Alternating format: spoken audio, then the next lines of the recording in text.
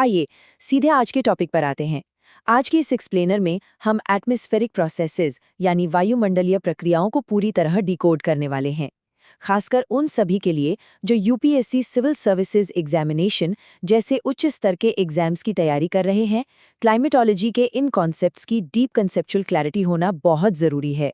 इसीलिए इस पूरे विश्लेषण को हम इंग्लिश में रखेंगे, ताकि हर एक टेक्निकल टर्म और उसका प्रैक्टिकल एप्लीकेशन बिल्कुल शीशे की तरह साफ हो जाए। तो चलिए वायुमंडल के इस विशाल इंजन को करीब से समझते हैं। आज के इस एक्सप्लेनर का रोड मैप बहुत ही क्लियर है। हम बेसिक इवेपोरेशन से शुरू करते हुए जलवाष्प और गुप्त ऊष्मा, वायुमंडलीय स्थिरता, हवा के ऊपर उठने की प्रक्रिया यानी लिफ्टिंग मैकेनिज्म्स और अंत में प्रेसिपिटेशन के अलग अलग रूपों तक जाएंगे। तो बिना किसी देरी के शुरुआत करते हैं पहले सेक्शन से, आर्द्रता और वाष्पीकरण यानी ह्यूमिडिटी एंड इवेपोरेशन। अब वाष्पीकरण या इवेपोरेशन आखिर है क्या? सिंपल शब्दों में कहें तो ये वह मूल प्रक्रिया है जो पृथ्वी की सतह से नमी को खींचकर वायुमंडल में पहुंचाती है। ये कोई साधारण सी घटना नहीं है। इसमें जल के मॉलिक्यूल्स बाहर से ऊर्जा को एब्जॉर्ब करते हैं और अपनी स्टेट को लिक्विड से गैस में बदल लेते हैं, और यही जल वाष्प या वाटर वेपर आगे चलकर हमारी पूरी मौसम प्रणाली का असली ईंधन बनता है। लेकिन सोचिए, इवेपोरेशन किन चीज़ों पर डिपेंड करता है? इसके कारकों को समझना बहुत ज़रूरी है, क्योंकि ये सीधे एग्जाम्स में पूछे जाते हैं। तापमान और इंसुलेशन यानी सौर विकिरण तो वाष्पीकरण को बढ़ाते ही हैं, लेकिन कुछ और रोचक पहलू भी हैं, जैसे तेज हवा यानी विंड स्पीड इवेपोरेशन को बढ़ाती है, क्योंकि ये सतह से सैचुरेटेड हवा को हटाकर नई सूखी हवा ले आती है। दूसरी ओर एयर प्रेशर कम होने पर वाष्पीकरण तेजी से होता है। यही वजह है कि पहाड़ों पर पानी जल्दी उबलता है, और अगर पानी खारा है जैसे समंदर का पानी, तो उसकी सैलिनिटी वाष्पीकरण की दर को धीमा कर देती है। वहीं अगर रिलेटिव ह्यूमिडिटी 100% हो जाए तो वाष्पीकरण पूरी तरह से रुक जाता है। लेकिन रुकिए, नमी सिर्फ नदियों या समुद्रों से ही वायुमंडल में नहीं जाती।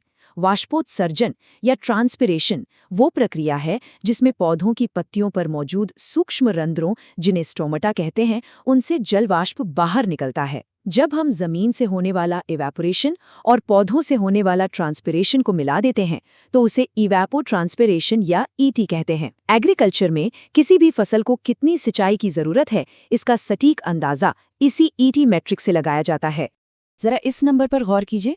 प्रतिदिन लगभग 150 से 200 लीटर। एक बड़ा पेड़ हर दिन ट्रांसपिरेशन के जरिए इतना पानी वायुमंडल में छोड़ सकता है। ये इतना पानी है कि रोजाना एक बड़ा बाथटब भर जाए। अमेज़न रेन फॉरेस्ट इसका सबसे बेहतरीन रियल वर्ल्ड एग्जाम्पल है। वहाँ पे पेड़ों का घनत्व इतना ज़्यादा है कि वो अपने इकोसिस्टम के लिए खुद नमी पैदा करते हैं और लिटरली अपनी बारिश का निर्माण स्वयं करते हैं। माइंड ब्लोइंग है ना? यहाँ हमें थॉर्नथवेट द्वारा दी गई एक बहुत ही महत्वपूर्ण अवधारणा को समझना होगा। पोटेंशियल इवेपोट्रांसपिरेशन (पीईटी) एक थियोरेटिकल लिमिट है। ये दर्शाता है कि अगर पानी की मात्रा अनलिमिटेड हो तो अधिकतम कितना वाष्पीकरण हो सकता है। इसके विपरीत एक्चुअल इवेपोट्रांसपिरेशन वो है जो वास्तव में हो रहा है। जब किसी जगह का पीईटी उसके एक्चुअल ईटी से बहुत ज़्यादा हो जाता है तो वहाँ पानी की भयंकर कमी हो जाती है, और इसी स्थिति के कारण मरुस्थल यानी डेजर्ट कंडीशंस पैदा होती हैं। चलिए अब आगे बढ़ते हैं सेक्शन 2 पर, जलवाष्प और अव्यक्त ऊष्मा यानी water vapour and latent heat. देखिए, जलवाष्प सिर्फ बारिश करवाने के काम नहीं आता। यह हमारे वायुमंडल की सबसे प्रमुख ग्रीन हाउस गैस है, जो लगभग 50% ग्रीन हाउस प्रभाव के लिए जिम्मेदार है। इसके अलावा यह एक बेहतरीन टेम्परेचर रेगुलेटर की तरह काम करता है।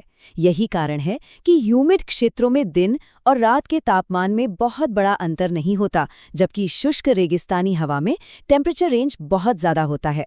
और सबसे अहम बात, ये लेटेंट हीट के रूप में ऊर्जा को एक जगह से दूसरी जगह ले जाने वाला मुख्य आवाहक है। तो ये लेटेंट हीट यानी अव्यक्त या गुप्त ऊष्मा आखिर है क्या?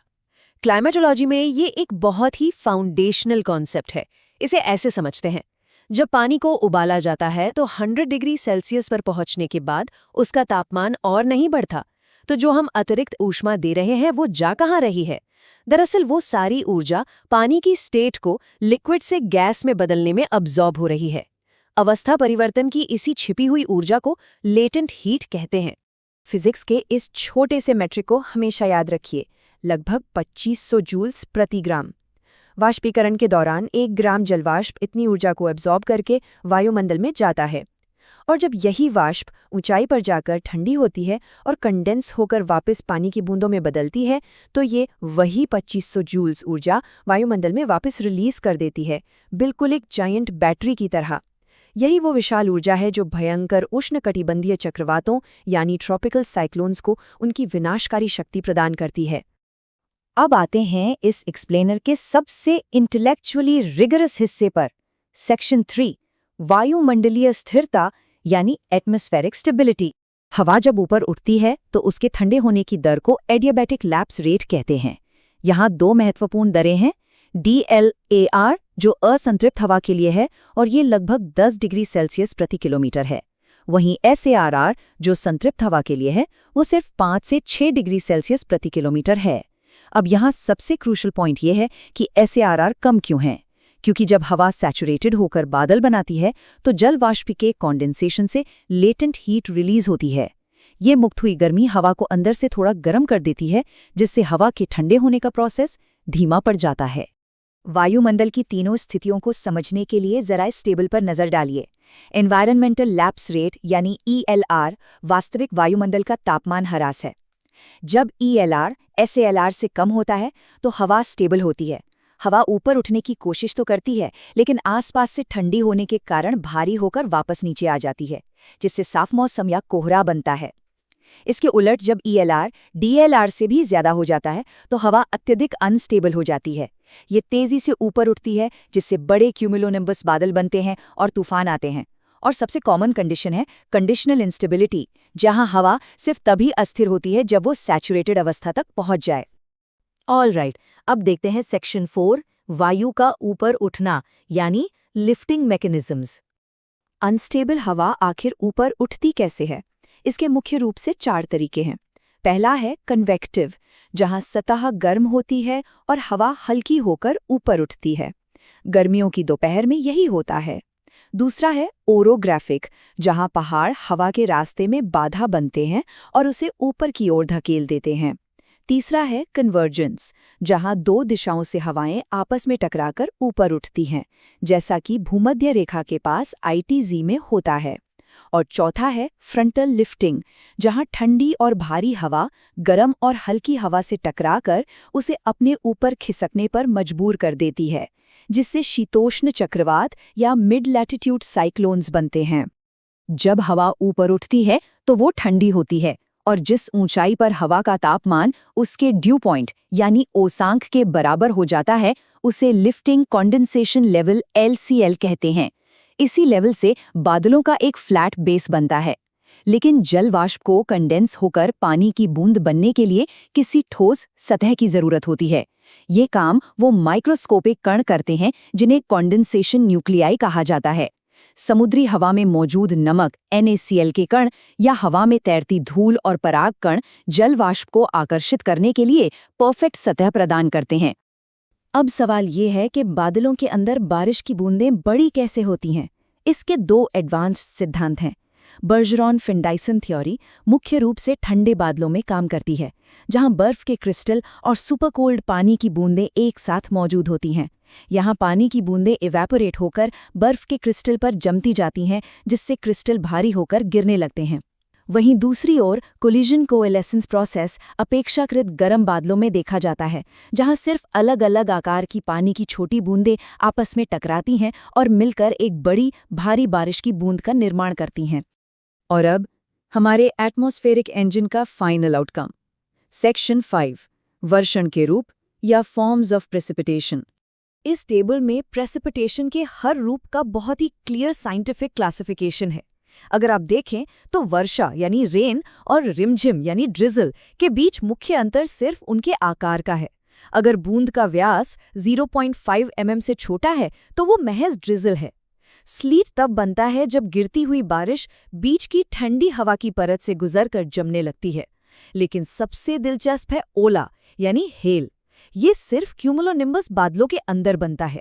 हवा के तेज बहाव की वजह से बर्फ का कण बादल में बार बार ऊपर नीचे होता है और हर बार उस पर पानी की एक नई परत जम जाती है। इसी खास प्रोसेस की वजह से ओले के अंदर हमेशा प्यास की तरह लेयर्स पाई जाती हैं। इस पूरे विश्लेषण में हमने क्लाइमेटोलॉजी के फाउंडेशनल कॉन्सेप्ट्स और मैकेनिज्म्स को डिकोड किया।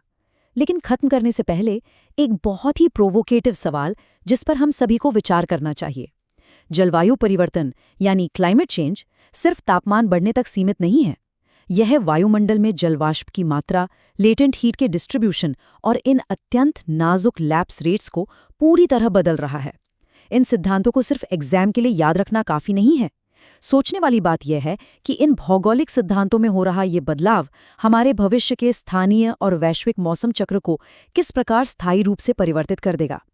आज के इस एक्सप्लेनर में हमारे साथ जुड़ने के लिए धन्यवाद।